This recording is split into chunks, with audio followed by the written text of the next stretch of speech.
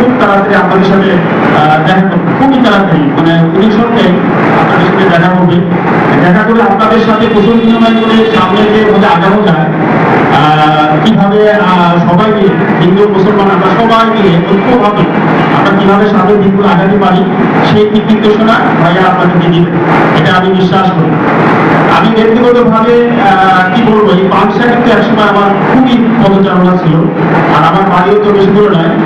একসময় সাবেক পাংশা উপজেলার সদস্য আমরা ছিলাম, আমরা ভোটার ছিলাম, কিন্তু এখন আমরা কালো হয়ে মধ্যে পড়ে গেছি। তারপরেও আমাদেরকে টানি, পাংশাটা আমার খুবই মানে টানে, যেমন আমাদের এলাকার মতো সে আগের মধ্যে আমাদের টানে।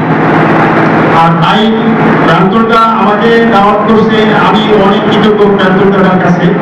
এজন্যই যে দাদা আমাকে সবসময় প্রশ্ন করেছে বড় ভাইয়ের মতো, আমি দাদার কাছে আমি কৃতজ্ঞ। দাদার কাছে আমি দোয়া চাইবো যে আমাদের জন্য